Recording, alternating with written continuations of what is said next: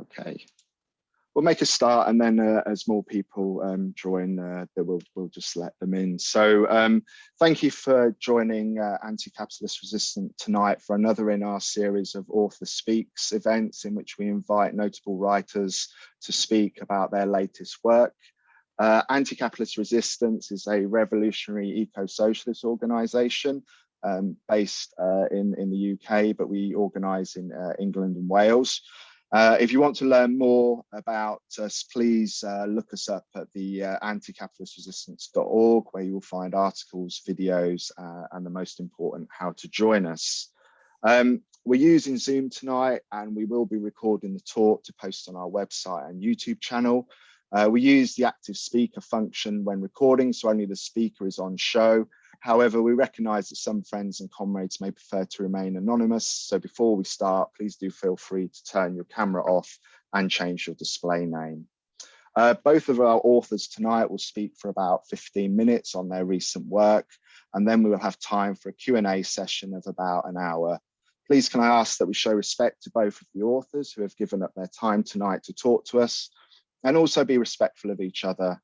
It's important to recognise that there may be areas of conversation that our authors do not wish to engage in, especially if it impacts on friends and family. So I ask for your understanding if not all questions are answered tonight. I'd like to thank Hearst Publishers for their kind assistance in putting our group in contact with Joanna and Karoline. Hearst has provided a 25% discount on either work, and I hope you will buy both by using the code China25 on their website, and we have put a link in the chat for that. The title of our talk tonight, which has been chosen by both authors, is Chinese Society and Geopolitics Through Millennial Female Perspectives. Our first speaker tonight is Joanna Chiu, who is the author of China Unbound, A New World Disorder, which has just recently been published and is a fascinating piece of reportage which really does show the global reach of today's China. Joanna is a senior reporter at the Toronto Star and an award-winning China journalist, and is based in Vancouver. Joanna chairs the New Voices Collective for Women, Women China Watchers, formerly a Beijing-based correspondent for AFP. She's been published in The Guardian and elsewhere. She's also reported from Hong Kong for the South China Morning Post, The Economist, and Associated Press AP. Our second speaker is Karoline Kan, who is the author of Under Red Skies, The Life and Times of a Chinese Millennial, which is out now in paperback. And I found it to be a wonderful example of history from below, as Karoline and her family and friends are the eyes in which we view recent Chinese history. Karoline writes about the environment and climate change for Bloomberg and is based in Beijing, but she's in London this evening. She's also worked as a journalist for New York Times and as editor for China Dialogue. In 2019, Karoline was named Young China Watcher of the Year. So thank you both for agreeing to talk to our group this evening. And Joanna, over to you. And I'll give you a little wave when you're about 5 minutes to go. Well, thank you, Simon and Susan, for hosting us. And it's great to be in touch with you. I'm glad I'm doing this event because I'm actually going to London next week to do a couple in-person events. So perhaps I'll see some of you there. I'll send the information later on the 29th and 30th. And it's great to be doing this event with Karoline. Karoline, I met her, I think 6, 7, maybe 8 years ago, I don't know, in Beijing at the Bookworm. It used to be this bookstore in central Beijing that had all of these titles, including, you know, many books that are banned in China, and hosted these great conversations. And Karoline went up and read a story about her grandfather. So it's so great to see her book out, and we actually have the same publisher. So that's amazing. So definitely recommend it. I just finished. So congrats, Karoline. So a little bit about my book. As Simon mentioned, I was a foreign correspondent in China, first in Hong Kong for several years, and then Beijing. In Hong Kong, I basically witnessed the city's rising pro-democracy movement, the youth movement, how young people, students really took over the mantle from older generations of organizers and activists to really champion the pro-democracy causes in Hong Kong. I covered the Occupy Central movement in Hong Kong, which became the umbrella movement, where, millions, thousands of people went to the streets to clog up the city center to try to push for universal suffrage. And then I moved to Beijing, where I covered basically all the news in the country for Agence France Presse, Deutsche Presseagentur, so the Germany and France's main news outlets.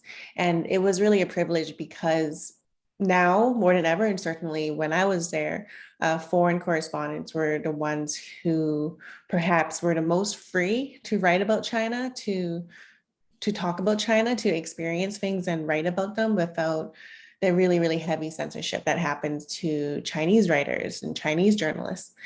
But I felt that when I left Beijing in late 2018 to go back to Canada, that the China story might be behind me to leave for really talented journalists like Karoline to cover on the ground there. But within months of my arrival back to Vancouver, Meng Wanzhou, the CFO of Huawei, was arrested in Vancouver Airport, and that touched off this huge crisis involving conflict between the US, China, and Canada, and other countries.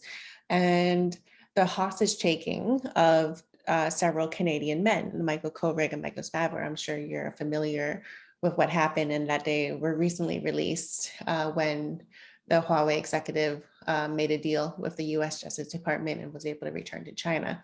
So it was very clear to me that actually the China story is very global. It's an international story. It's not something you can only, care about or experience if you live in China. Definitely in the last several years of working for Canada's large newspaper, Toronto Star, there's just been so many stories I came across of how China is just like a part of our societies. And actually, when it comes to, foreign intimidation from Beijing of citizens around the world, it would just shock me how common it was, where people in, the suburbs of Metro Vancouver told me that they received visits from Chinese officials telling them that they weren't happy with their speech or speaking out on what was happening in Hong Kong, for example, or Xinjiang. So I wrote this book to really try to explain why the China story is so global and the role of Western countries in kind of being complicit in the state of disorder we see today. So I argue that, Western colonialism, laser focus on expanding trade and economic ties with Beijing at all costs, things like that and things also like promoting really simplistic narratives about China, scapegoating Chinese people for what the CCP might be doing. All of this contributes to a state of disorder that could lead to serious repercussions and has led to serious human consequences.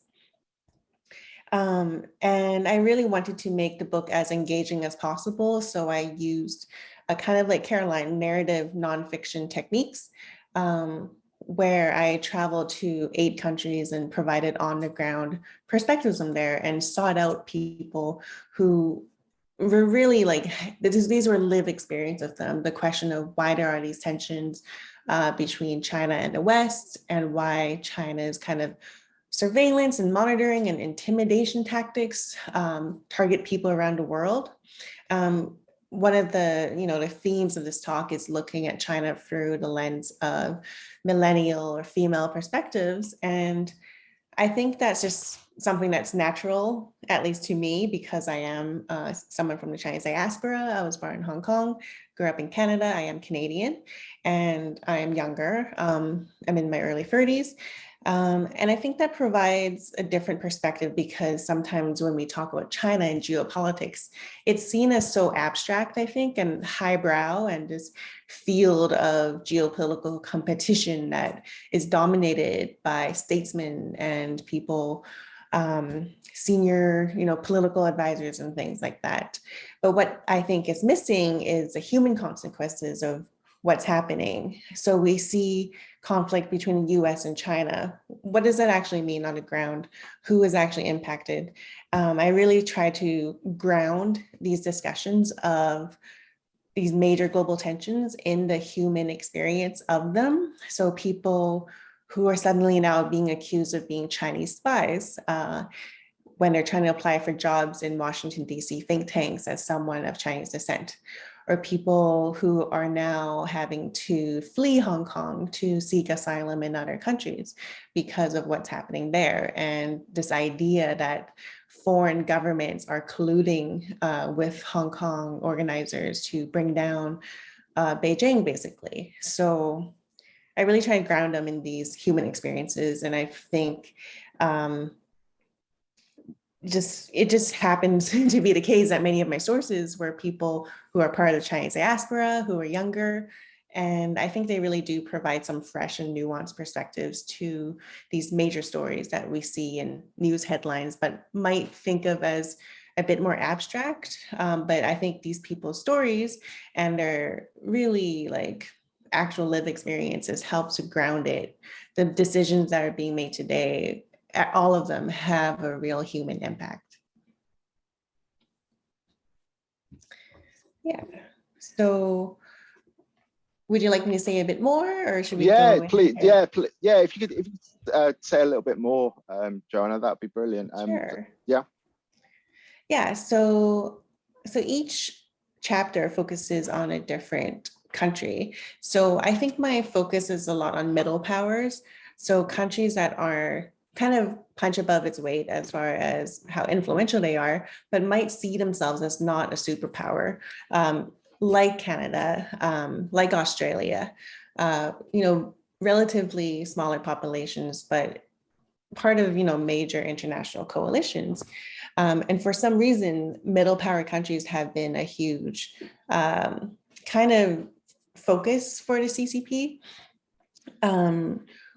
My research has found that in Australia, in Canada, around the world, around in European countries, in the UK, the people who are getting these phone calls, getting these visits from Chinese officials, many of them live in middle power countries. And I think Beijing feels that first of all, they're good testing grounds for international influence, because you're not necessarily antagonizing Washington as much. But definitely, I think they care about international critics. They care about members of the Chinese diaspora and what they think. A lot of it, based on my reporting inside China before then, is kind of from this space of feeling insecure that any criticism can undermine the Chinese Communist Party's legitimacy. So some have said that even though China is not a democracy, it really is responsive and worries about domestic support. And a lot of that is people feel that international criticism can somehow percolate and affect the Chinese population. And that's partly why we see such heavy censorship, as well as these efforts to police the speech of people overseas, including people who aren't even Chinese nationals. One example I found, a student who had left China, was studying in a Canadian university, for the first time accessing the unfettered internet on Twitter. And he was just amazed that there was so much freedom on the internet to talk about China. So he used a fake account. He even changed his gender, fake name on Twitter. And he only just shared a few posts, including a video that was satirical of Xi Jinping, President Xi Jinping. And months passed and he just went back to focus on his law studies in Canada. And suddenly his father called him and said, "Son, what have you been doing in Canada? Police showed up and said that you've been up to no good." And he had no idea what was going on, but soon enough, Chinese police contacted him in Canada and said that they traced his IP address. They know where he lives. They know that he was the one who shared those posts on Twitter and that he would need to delete them. Otherwise his family would face trouble, which is an euphemism that could range from his parents having a hard time buying a home, or getting jobs in the future, to getting arbitrarily arrested or detained. It's a very wide ranging set of consequences. And he was shocked, and he recorded these conversations and sent me all these screenshots, because he really felt that in Canada, he should have the freedom of just sharing some posts on Twitter. He had 2 followers, but even he was a target. And I think that story really shows that when it comes to Beijing's global ambitions and its insecurities, there isn't really something that's too small to worry about. A student tweeting 3 times to 2 followers is someone that's worth the effort of, intimidating his parents first, and then reaching out to him and tracking his IP address, all of those things. I think that really shows people that it's not just, the big politicians who are being wooed and targeted and, trying to become friends of China. It's all sorts of people around the world who feel that they shouldn't be under this, the heavy censorship and regulatory and lack of rule of law circumstances, but they are, no matter where they're living. So in each place, I kind of provide examples like that, as well as being really critical of the Western response. So for example, this student, I call him Dan, he went to police in Canada, in Quebec, to report what happened to him, because as a law student, he knew it was in his right to say whatever he wanted online, especially, very innocuous things like sharing some posts. But police did not even take down his report. Police basically said, you can delete them or not. It's not, we can't help you. And this has happened many times since the 1990s. People have been warning that these incidents have been happening, but there's been no response. Police tell me, I talk to, ministers of safety in different countries, and they say, oh, when these things happen, people should report them to police. But when they do report them to police, police don't do anything. I myself, writing on sensitive issues, human rights on China, I've been, received so many threats, including death threats, and reporting them, really, police say there's nothing they can do. There's not a framework to talk about what it means when foreign actors, foreign state actors, are able to reach in for this really interconnected world we have now to try to intimidate, harass, and threaten people, its critics around the world. So, the book, again, it looks at the Western complicity and the lack of action for a long time. Bill Clinton, when China joined the World Trade Organization, when there was a debate around doing that, the idea was that as China became more integrated with the world economy, that it would somehow naturally develop more democratic ideals and values, would become more like us, more like the Western democracies and capitalist societies. But that really was a myth, because Beijing never made those promises. It's not really clear where that all came from. So in fact, it's gone up and down, but definitely under Xi Jinping, as China has become more rich, more powerful, it has actually become more authoritarian, seeming more sensitive to criticism, rather than the opposite, becoming more liberal and open to societies. And that is to the dismay of many Chinese people. Part of it is talking to Western academics and experts on China, is that they felt that there were so many good people trying to, inject more nuance and improve and help Chinese society and Chinese people, that outside interference will just impede their work, that it should be left to Chinese people. But by one, Chinese academics, these journalists who were, finding the spaces to speak out, increasingly under Xi Jinping, they've been silenced. And it's very random. If it could be, you get the red lines of what's acceptable or not changes so much. For example, Karoline would be familiar, a journalist made a documentary about pollution in China called Under the Dome, about Beijing's and China's serious pollution issues. And it was so popular. At first, the government, the CCP, supported it. It was, it went along with its own war on pollution and promoted the film. But as it became more popular, as it became viral on Chinese internet and social media, suddenly the film was banned. It was censored. I think it's part of this great insecurity of anything that's too big, no matter the topic, even if it's sanctioned by the state, gets censored. So it's tough. So now people in the West, experts, academics, researchers, they're feeling a sense that they waited too long, that now things have gotten pretty dire. We see what's happening in Xinjiang, in Hong Kong with the national security law, and that Western global inaction was a mistake. But I looked to different places, not North America or UK.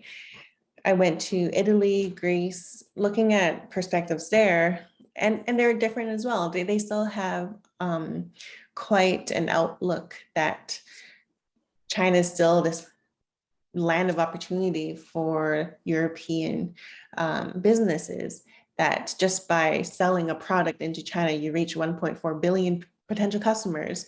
So the narratives around China, again, they're not even at the point where they're expressing regret about not doing much about human rights. It's still very much, how can we get more money from Chinese tourists? How can we make more deals with Chinese companies? And that's understandable in many ways. In going to Greece, as you all know, like, it had suffered a lot through the financial crisis. It's in serious debt, and for loans from the EU, from Germany, there were conditions for austerity. But then China comes in, Xi Jinping comes visiting, treating the Greek president with so much respect, saying, we're in the same boat, we're ancient civilizations trying to, get by, do better. And then it's very compelling. China kind of go in a charm offensive to more of the economically struggling European countries, including Italy as well.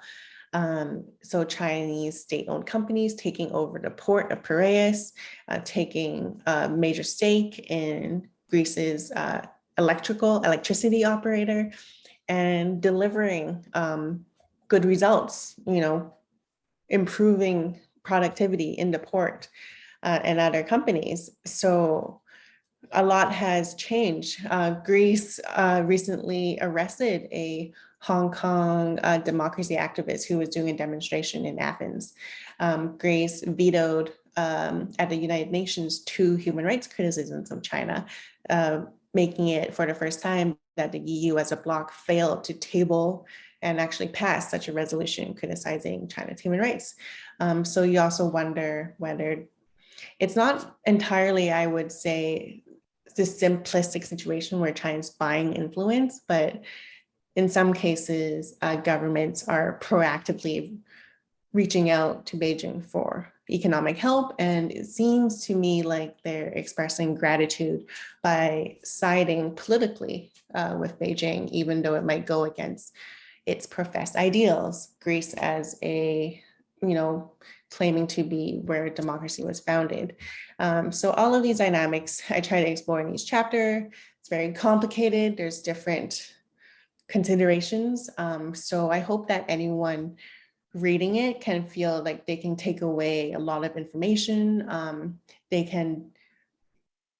That human consequences, like the human experience of what's playing out, will be top of mind for them, so that our conversations in China are grounded with that nuance and context and consideration for, the little people, the people who might experience the ramifications the most.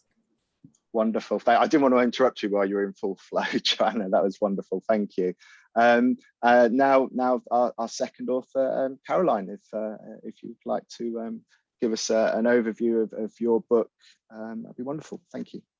Oh, thank you. I really enjoyed Joanna's introduction, and yeah, I'm here also to support her, and so everyone go and buy her book, which is a great book, and with so many great reviews. My book was published more than 2 years ago in the spring of 2019. So it is the first English memoir written by a Chinese millennial, published in English. So my book is quite different from Joanna's. So it is like first-person narrative, like coming-of-age story, and it's mainly about my family and myself. And it is a book about what the China experienced in the past 30 years, and also like development, changes on social culture and politics. What do all those changes mean to a family and to the individuals who are living through all the changes? I was born in China, I grew up in China, I work in China. I was born in 1989, so that was like several years after China announced to start the reform and opening up. And it was a time like, China was quite relative compared to years before, like start to trying to like engage with the West and to have bring in the new ideas. And that was also the years when China's one-child policy was very strict. So I was born as a second child to my parents. I have a brother, an older brother. So my kind of like existence was illegal at that time. So my books start from like my mother's story of how she tried so hard to bring me to the world. And that was like the years, as I said, with the most strict policy, like one-child policy. So my mom was a school teacher at that time. So she had to give up her job basically and to have me. And after I was born, they have to pay a lot of money to the government to make sure that I have a hukou. It's like a family registration thing that everyone who if you need to go to school or hospital or even like take a train, for example, a bus, you have to show your ID. So that is something that as an illegal child you wouldn't have. So that is the beginning of my book, of my mother's story, and also go back to her life, grow up under Mao's, and the Mao's time.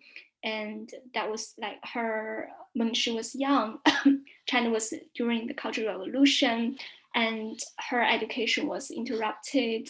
And also as a girl in a big family with 7 children, she had to sacrifice a lot to to give everything, the best things to her brothers. So that shows like in the Chinese family what it's like in terms of bring up children, like these always the boys first. And as a Chinese woman at that time, like what kind of difficulties and struggles she had to come through. And like also like later in the different chapters, also I tell the story of my grandparents, and who like they basically like had all the first-hand experiences of Mao's revolution and all of China's political changes.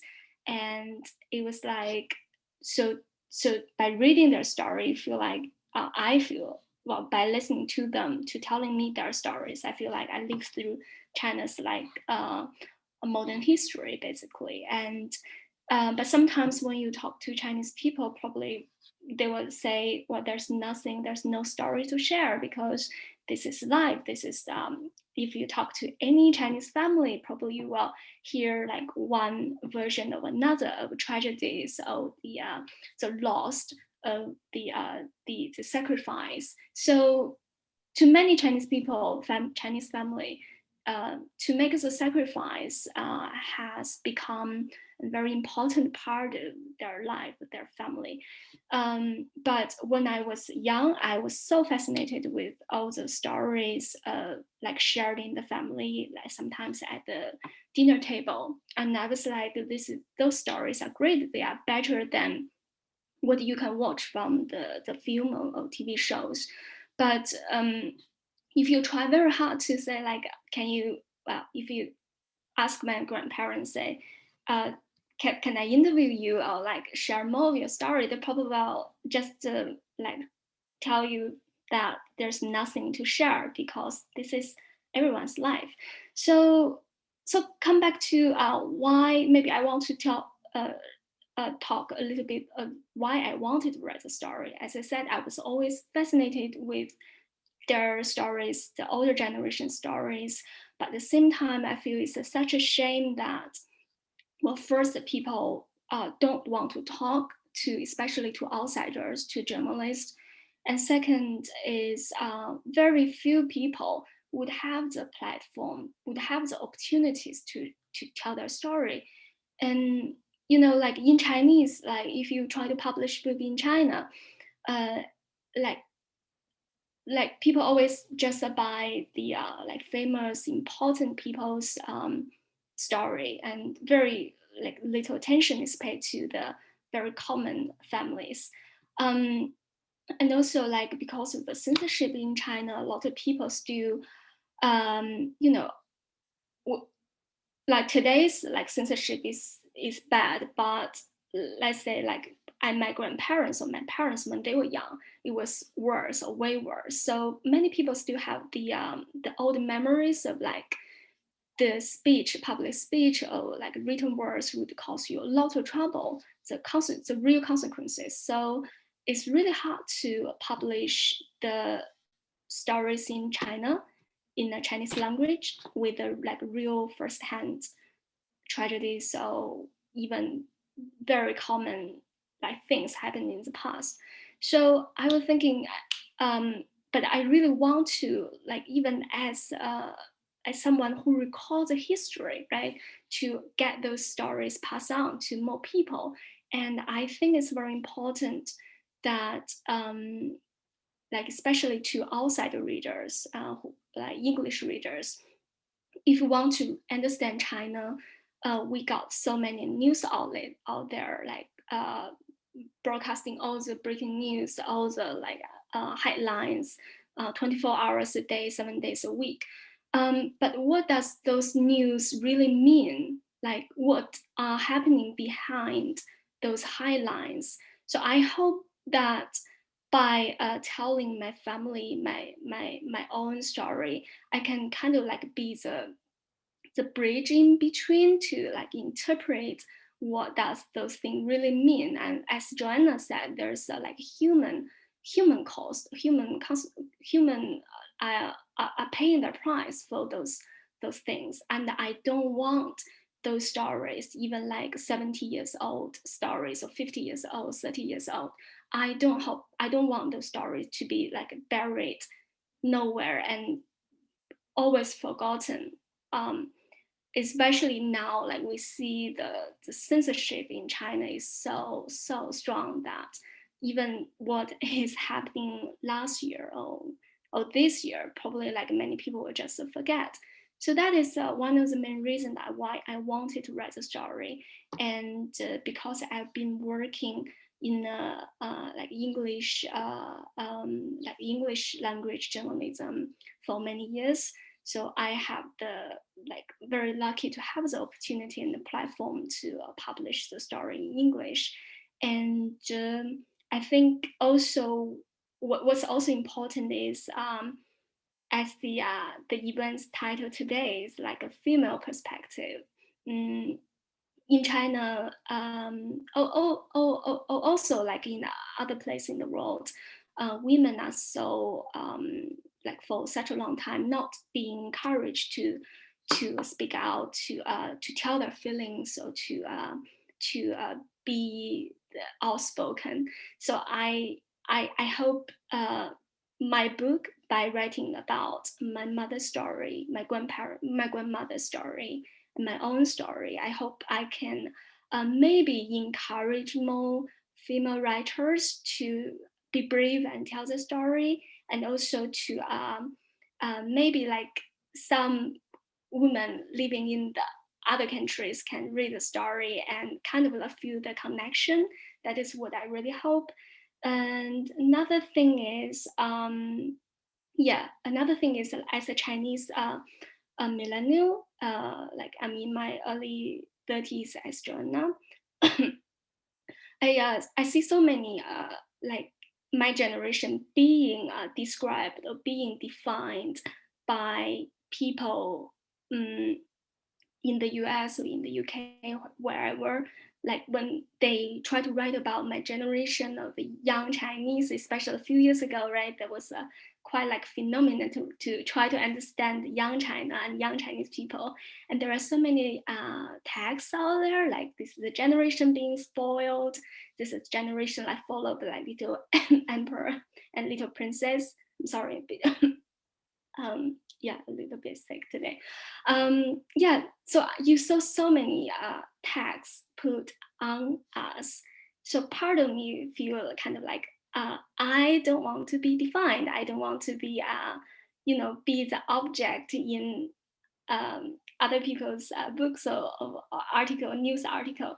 So I really, really wanted to write my own experiences. Also, that is the shared experience of my generation. So I really want people who, okay, they pick up my book and see this is some authentic voice from China by a Chinese person. Yeah, so maybe a little bit more about my book is in the second part of my book, I wrote more about the young generation, like what, for example, the one-child policy mean, or Chinese education system mean, or the feminism mean to the young Chinese people. And I can tell you, it's not all about like sadness, sad story or tragedy. There are also a lot of opportunities that we are much luckier than my parents' generation. That I was born in a village and we moved to a town because the reform and opening up suddenly brought so many opportunities to everyone, and people were like eager to do some change and to change their own life by working hard.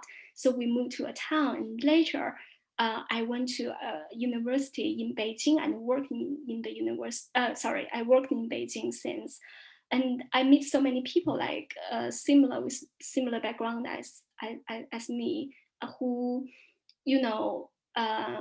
yeah, our life was totally unimaginable. If you like talk to my grandmother, like who didn't even believe that girls could work, not getting married living in a big city. So like through these stories, I also want to show the readers that what real life is like is not just about politics, it's not just about Chinese president or geopolitics, but also we have a society that is real society, and there are like day-to-day happiness, sorrow, loss and gain and hopes. Yeah, so that's what I want to share. Thanks. Thank you, Karoline. That's wonderful. Wonderful. So we'll now we'll throw the it open to the floor to ask questions of either Karoline or Joanna. What we'll do is we'll just take a couple of questions or short statements at a time, and then I'll bring Joanna and Karoline back in. If you use the raise hand function under the reactions, if you want to ask a question or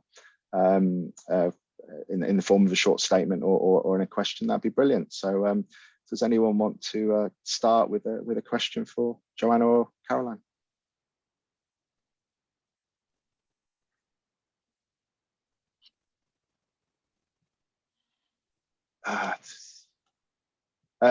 Grigor,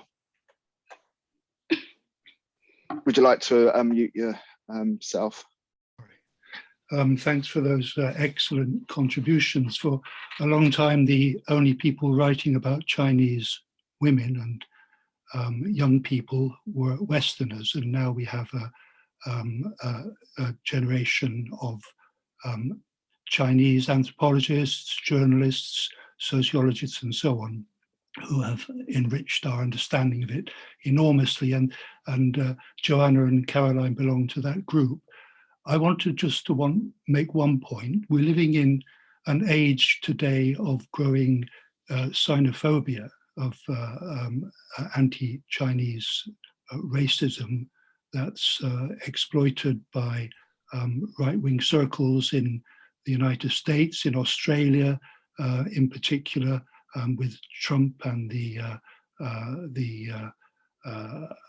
attacks in America and Australia on the right of Chinese to work in universities and hold opinions and so on. Defending people in that situation runs counter, in a sense, to the points that Joanna was making. But what I wanted to suggest is that the ways in which the Beijing regime is behaving towards its citizens and towards overseas Chinese who are not its citizens but who are ethnically Chinese plays into the hands of this xenophobia, and in a sense so does a focus by academics and journalists on the relationship between Chinese and China rather than on the situation of Chinese as an ethnic minority in the situations into which they've been transferred. And I wonder how our two authors feel about how they, as journalists in the China field, should deal with this question of the equation of Chinese living overseas with some sort of fifth column out to undermine Western civilization politics. Thank you, Grigor. Would anyone else like to come in before we bring Joanna and Karoline back in? Dave, if you'd like to, David Calloway, if you'd like to unmute. Sorry, I missed the first part of the talk because I couldn't get connected. But I just want to comment about the situation of the Chinese tennis player, Peng, I've forgotten his second name, who has been incommunicado, according to the Western press anyway, because of her accusations against the sexual abuse by one of the political leaders in China. I wonder if they could comment, give any information about that. I'm very interested to know about it. Thank you, David. If I could take one more question from the floor before bringing Joanna and Karoline back in. Is there anybody else that wants to come in? Okay. Joanna, do you want to go first? Sure. Maybe first about Peng Shuai, the tennis player. So there's doubt cast on an email that she purportedly sent because it was Chinese state media that shared this email, but it was a screenshot and it said, "I'm okay, I'm just taking a rest, everyone." And there was a cursor button blinking in the middle. And so there's doubt cast because, first of all, why was it a screenshot? Why did they not just, if it was an email from her, just show the email and not just like Word document with a cursor blinking in there? People have likened it to previous cases where people who have been detained by China or under some sort of pressure from China sent out messages that they're okay. A Hong Kong bookseller who mysteriously ended up in a Chinese jail when he was on vacation in Thailand, Gui Minhai.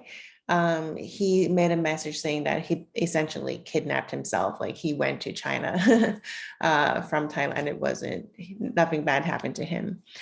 So there's a lot of concern about her case because of the context of forced confessions or forced statements from people who are under duress. As far as I can tell, no one knows what exactly is happening, whether she is safe or not. But it's also important to keep in mind that there's been multiple instances, unfortunately, where you shouldn't take at face value what someone is saying if there's concern about their safety. And when it comes to Gregor's comment, thank you for bringing that up, because the concerns over anti-Asian racism and scapegoating is actually a major part of my book. It doesn't actually run counter to any part of my book, I hope. From the people I talk to, I try to talk to different members of the Chinese diaspora, because it's often, like Karoline said, like things are said about Chinese people, like labels are placed on us, rather than people getting to speak for themselves. Or their stories are kind of used as kind of political tools, or kind of really simplified as showing that, the Chinese Communist Party is evil. Working in Beijing and covering human rights, talking to lawyers, human rights lawyers and activists, a lot of them, they're not really actually that critical of the Chinese state. They want to play a part in improving China. Some of the lawyers that we were cracked down on, they were saying things that weren't saying down with CCP, let's build a new society. Very few people say that. They say things like there should be greater avenues for checks and balances on CCP leaders. There should be opposition parties. There should be more discourse allowed and less censorship, because they think it's coming from a place of love for the country. They think it will improve and strengthen China. But, under Xi Jinping, under, the great sensitivity of the Chinese state, even those really genuine contributions to improve and, rectify what they see as weaknesses in Chinese society are cracked down upon. So by providing actually Chinese voices, I think it's so important because it is nuanced and it is complicated. Whereas what leads to and stokes this racism is when it's so simplistic, when China as a whole is so evil, and when I think conversations aren't about what's best for Chinese society and Chinese people, but what will Western countries lose. In the US especially, people have said that all of these conversations are couched in a competition where the US might lose, the US might not be a #1 superpower anymore. It's it's also mortifying, because a lot of Chinese researchers who are doing work that is nuanced and fact-based and might, be related to human rights and political repressions, rather than that work really being seen and discussed, it's kind of taken as, okay, China bad, we need to, there's war drums beating, we should go to war with China. It's a second Cold War. We should block all Chinese people from coming to the US. There's all these overreactions. And that puts, I think, researchers in a really weird place, because it narrows the field for legitimate criticisms, because people want to jump to all these conclusions and want to attack Chinese people. And unfortunately, myself being an immigrant to Canada, anti-Asian racism is not new. It's not coming out of these political discussions about China's human rights situation. It came before. Unfortunately, it's also quite, it helps the CCP when there's racism against Chinese people. Chinese embassies have said, they put out statements saying, the Chinese embassy is here to help you. China will protect its people all over the world, kind of in this kind of language laying claim to all people of Chinese descent, that Beijing's a motherland, be loyal to China. If China is strong, we will support you and protect you. So with this racism, it's so counterproductive in so many ways, so alienating and silencing of voices that we need to hear, and also silencing of the nuanced conversations and fact-based conversations on China's, repression and actual problems that we should be talking about. But sometimes I think people are reluctant to really promote their research or their findings because they worry it will lead to like a Asian elderly man being punched on the street or something like that. And we really shouldn't really have to worry about that consequences leading from talking about China. But yeah, that's the kind of toxic field we're in. And my book really is as critical of the international response and all of the racism, all of these, impulses to be really simplistic about China as it is what China is doing, what Beijing's doing. I think it's that part of the conversation hasn't been talked about enough. Like, okay, Beijing's doing this and that, but what has the international response been like? How come the dialogue has been so just unproductive in this field? Thank you, Joanna. Karoline, if you want to come in.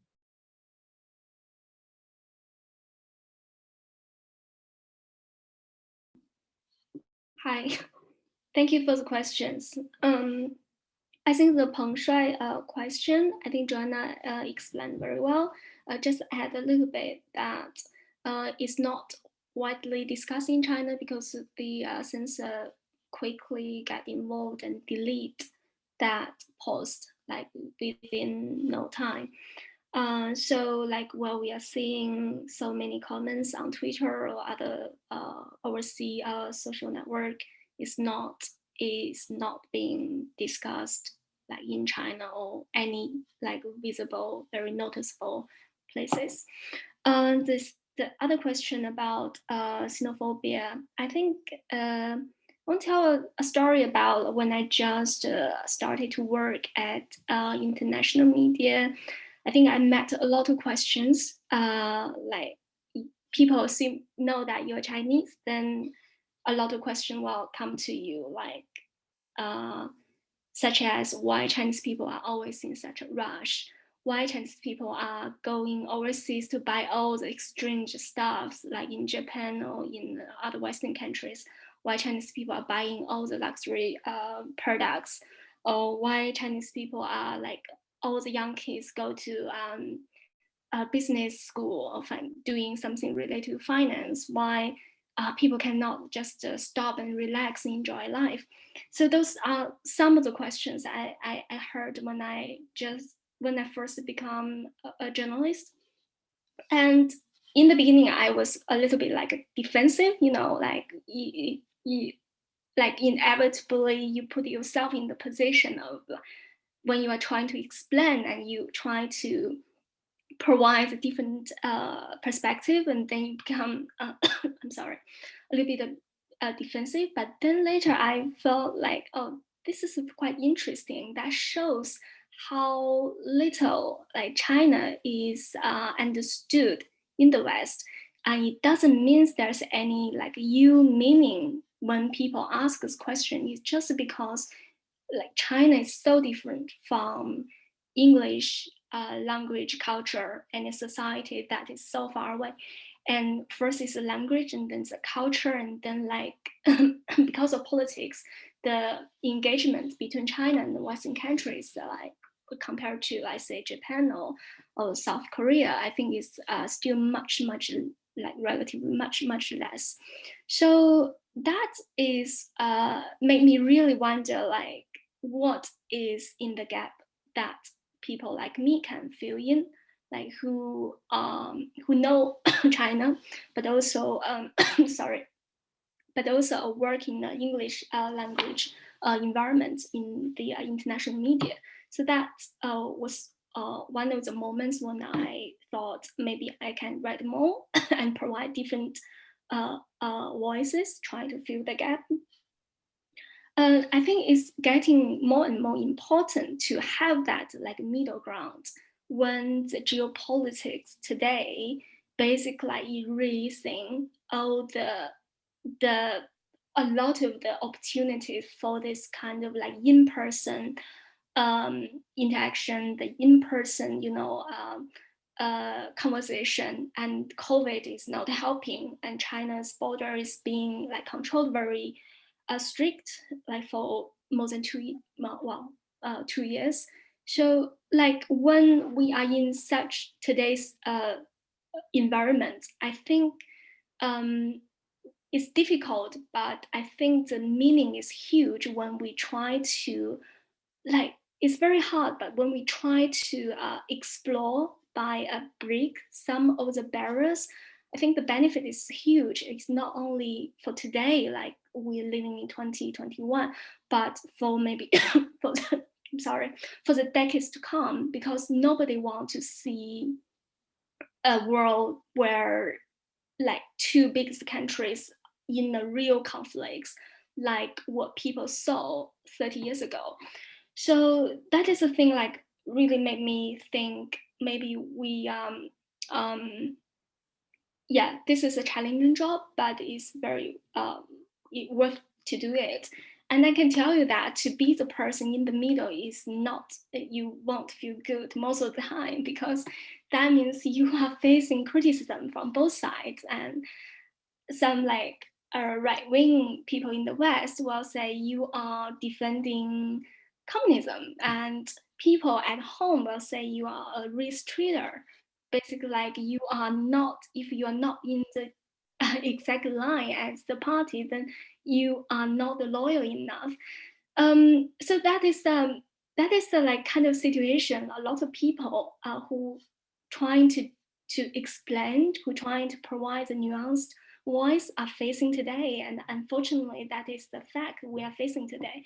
But as I said, I think, yeah, people shouldn't like regret doing that. And actually, I think I really hope there will be more and more people doing that to provide this like middle bridge to help that people to understand. Because by the end of the day, like, you know, like people in a village, in a town in China, probably like they think very different from a worker in a Western city in the US. But people face a similar problem, like how to pay the bill, how to make their children have a better future.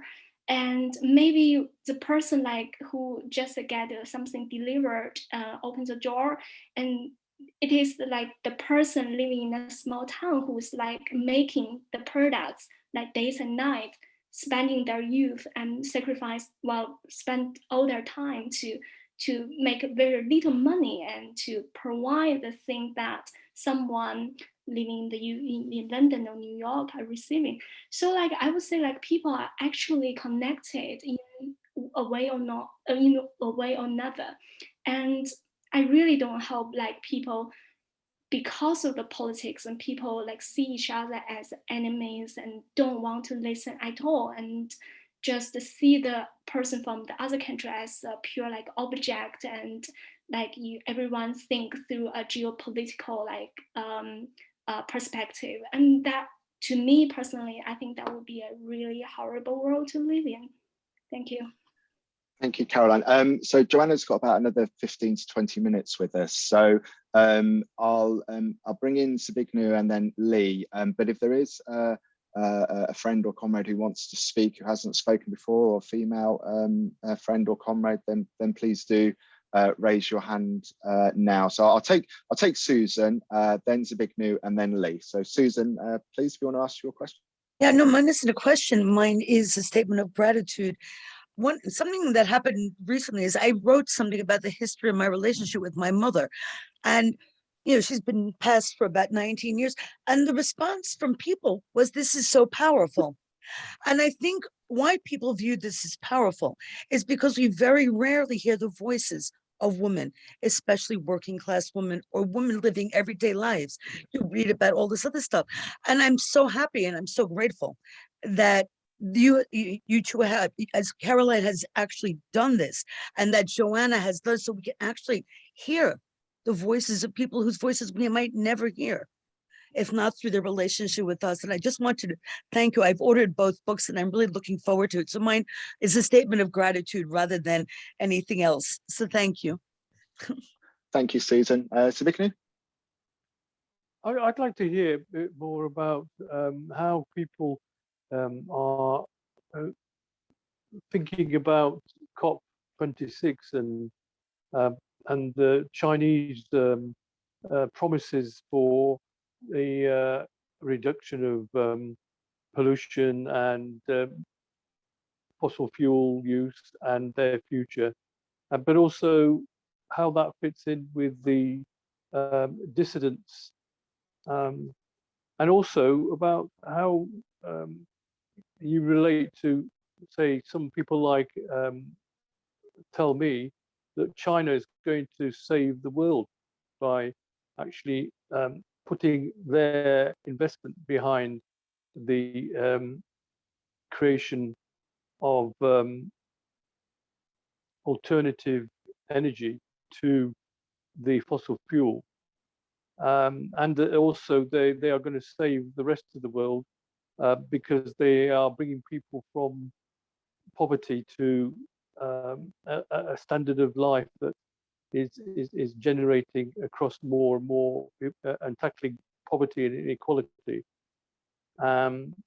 Especially some of the professors that are in Peking University, like who have some history of being in economics, like the guy called John Ross, who's a professor of economics at Peking University, who puts these kind of ideas that are pro the economic model of the ruling elite. Thank you, Sabine. Lee and then Sasha, but if we could be quite quick with the questions, so we make sure we get Joanna's comments before she has to leave.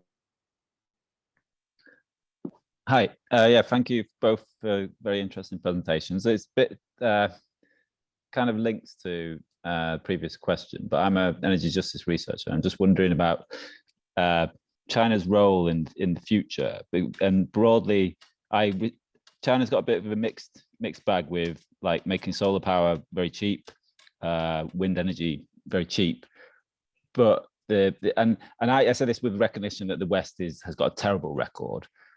My interest is in the colonialism, neo-colonialism of the West, and I'm interested in China's role in Africa. And I was in Addis Ababa for a while and spoke to people there, and they were a bit mixed on it. Some people were very positive, some people not.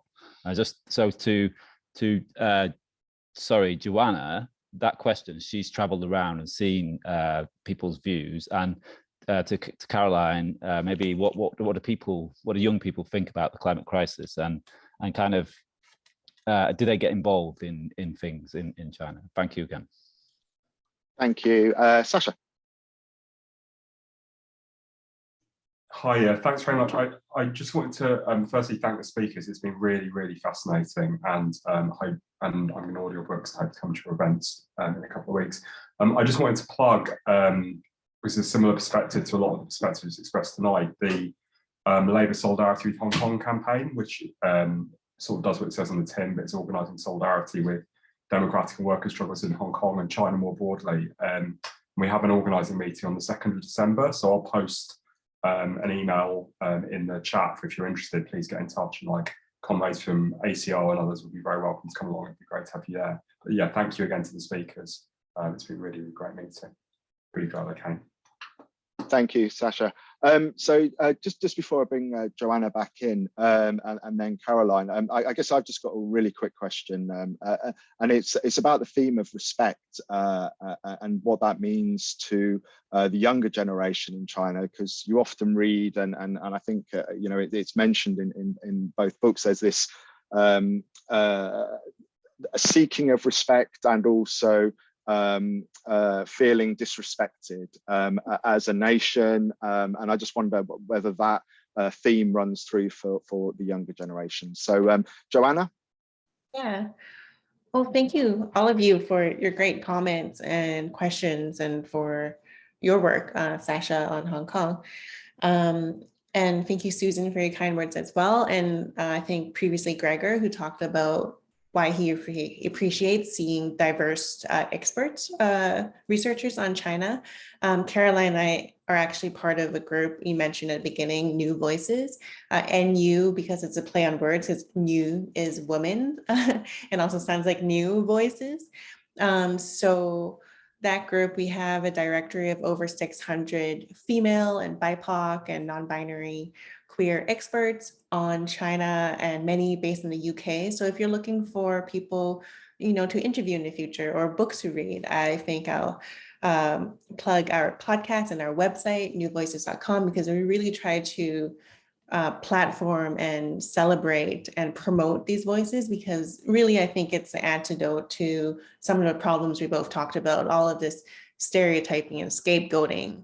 I think people, especially women or people who are part of the Chinese diaspora, it's critical to be part of these conversations, because nuance isn't really something that it's a choice.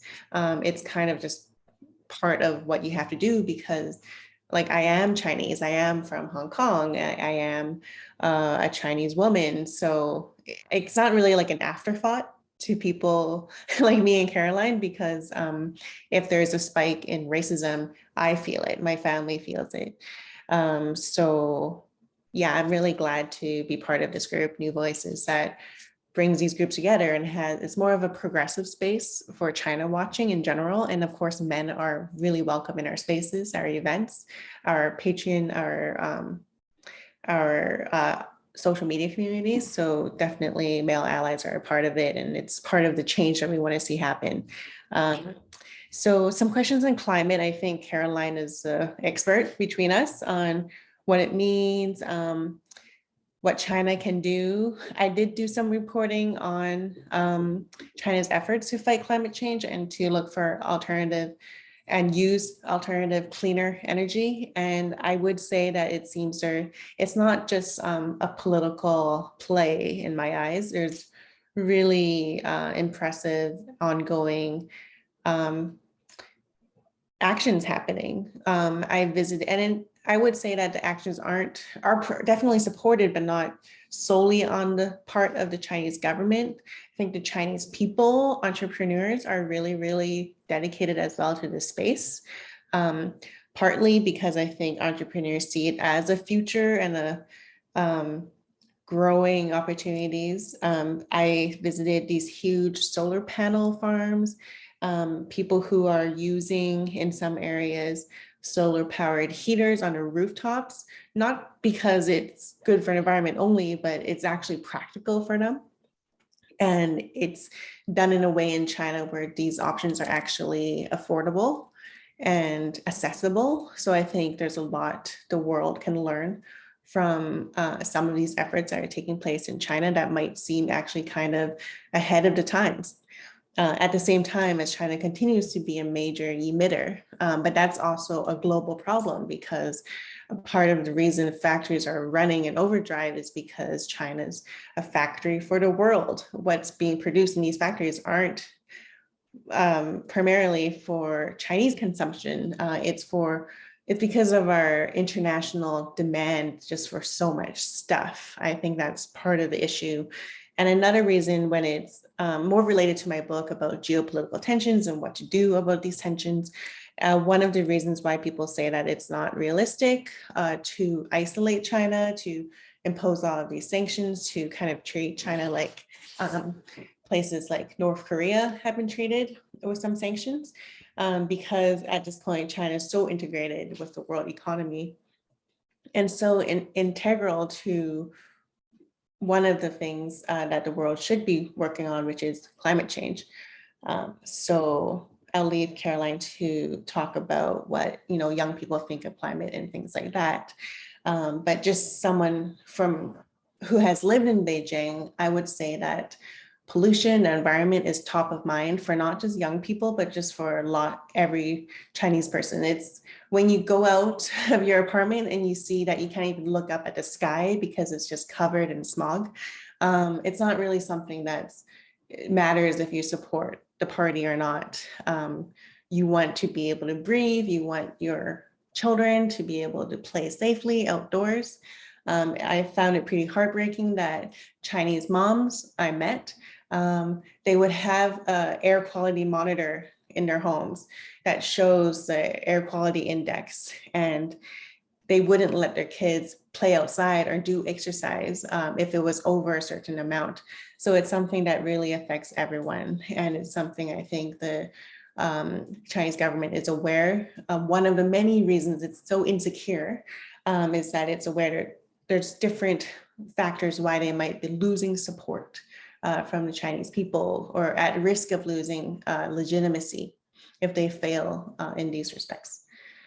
And as far as Simon, your question about disrespect and the younger generation, do they have these historical traumas? I think that's a really good question because there's been a lot of biographies, really good ones, of Chinese leaders, Xi Jinping. In the book, I try to provide concise historical context in each chapter, and that includes the fact that Xi Jinping, like his father, was imprisoned during the Cultural Revolution. His sister suffered. Many families were torn apart during these, decades in the late 20th century of civil war. And then Chairman Mao, like his some of his disastrous economic farming collectivization efforts, and then the Cultural Revolution, which just pitted family members against each other. A lot of this, plus the century of humiliation before that, the Opium Wars, Western imperialism, the forcing of opium to basically drug and create a demand for a foreign product in China. A lot of this is just so top of mind in the kind of older Chinese generation, not even that old, like 50s and 60s, who lived through it. I think they feel that respect is really important because they have felt disrespected for so long and suffered for so long. But what's interesting is that if you were born in 1990, you didn't live through the Cultural Revolution. You didn't live through these successive, really traumatic and dramatic events in late 20th century Chinese history, which Karoline's book brings to life so well, like her family having lived through a lot of these things. But what does it leave for young people, millennials? Just from my experience, they still, I think it's just human nature to want to be respected and not to be stereotyped. And it's been interesting to see how things have been different. Like a few years ago, I think Chinese youth, if you were to generalize, were not that defensive to me. They were less defensive than their older counterparts. But I think with the increasing anti-Asian racism and scapegoating and the rhetoric from the Trump administration, I think even those more moderate young voices have been more defensive lately. And it's hard to blame them because some of the rhetoric, including from the States and elsewhere, has been so toxic and just deliberately conflating and stereotyping that what I'm concerned about is that the youth who could do so much in building bridges and communicating better with the world, some of them might become disillusioned, oh, what's the point of trying to be more open-minded when it seems like a lot of people in the West just want to hate us and, spread lies and, block my access to study in universities overseas because, I'm a Chinese spy, or I think that we do have a risk of alienating and antagonizing the future leaders of China with what's happening right now. Thank you, Joanna. Thank you for your contribution tonight, and thank you for speaking to us. It's been very enlightening. And I look forward to maybe seeing some of you at the events on the 29th and 30th, both free, but registration is required. So if you do show up at events, please come up and introduce yourself and say you were at the Zoom event. Thank you. Karoline. Yes, I just add a bit. Thanks for the questions, they're really good. So the climate, actually I'm in London for COP26. So I was in Glasgow for 2 weeks. And, in the meeting venues, China's official stance is still that it is a developing country. So China cannot get rid of coal immediately. So actually that is China was one of the main reasons, together with India, that the final announcement from Glasgow is not phase out coal, but phase down coal. That means to reduce, gradually reduce, rather than we say end fossil fuels and coal. I agree with Joanna that China's like policies and actions on climate change to face climate change is serious. But I think that it doesn't show that, oh, this is like love the world, love peace, love environment, but there's a very realistic reason behind, right? So China is definitely leading solar and wind energy in the world. So China is like making the price much more accessible, not only for China, but also for many countries. So if in the future we are going to use like cheap solar and wind energy, so China can really do a lot in this. And like when you are leading the industry, you can imagine the future you will benefit from the development of the clean energy industries. And I would say that it is also in line with China's own interest. As Joanna said, people are really worried and concerned about the air pollution, for example. Although it's a different issue from climate change, but like a lot of the manufacturers contributing to both are the same, right? The power plants, you have burning coal. And yeah, because like nobody can, no matter rich or poor, you can live in the same city, you cannot escape the air like you breathe in, and also like, you know, all kinds of pollution. So like the ruling parties, Communist Party, want social stability. So environment is definitely one of the thing that will get everyone on board if there is something to protest against. So that is why I think the government is really careful about environmental issues and climate change, although it's not happening today, well, every day and on a daily basis. But China is definitely one of the most climate vulnerable countries in the world. And given the big population, and if there's more disasters come, nature disaster come, China will lose a lot, including all the city facilities as a coastal city, and because of the rising sea level. So yeah, so in this sense, I think people shouldn't really like have like be surprised like why China is doing something like real to face climate change, because this is everyone living on the planet will face it, not if not us, but maybe the future generations. But China's like action towards and policies towards climate change is very different from the West. Like when I was in Glasgow, one Saturday I was covering the climate protest in the park, and you know, young people out. Yeah, actually not only young people, so everyone was out and quite enjoying this protest, and you know, get their voice heard. You would definitely not see that in China. Actually, not any kind of protest, even though the government support actions to face climate change, but still like protests could lead to social instability that could like turn back on you and turn to some other issues. So you wouldn't see that in China. And the China quite believe in the in the methods or the approach. Chinese government is like on climate issues is always top down.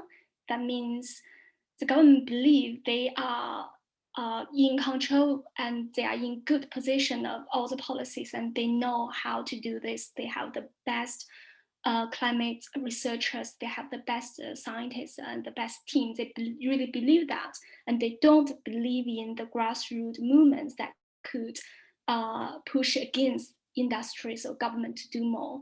And so that is another like major differences on climate issues in China and the West. And I would like to just mention a reporting trip I did last year. So that shows actually like now we if we live in, we work in an office with AC on, or we stay in a very warm home in a big city, we sometimes forget the climate issues is not just about some numbers or some policies. It is about people and people in the energy transition in the industries. Maybe not much today in, let's say, I'm now in London, so on the way, like I always ask people, like, you don't have any factories, don't have any mine anymore, even in Scotland or any cities. But in countries like China, so millions of people are employed at the mine, at the coal mine, and like any policy change, that means like millions of people, they have to make a new living, and the government have to think what they are going to do for the people, because they have their old people, like senior people sick, or children go to school. So sometimes it's really, really complicated. So like on those issues, that's why like in Glasgow, there are the developing countries and developed countries argue a lot on the historical like fairness, like the just transition. That means in a country that no longer have people employed in the coal mine, is such an easier way to announce that we don't need any of them anymore. But in countries, let's not say China, but in countries like, let's say India, right? People have to get their job, people have to get their bills paid. So I think that is very important to have the awareness, like, and also to think about people in a much less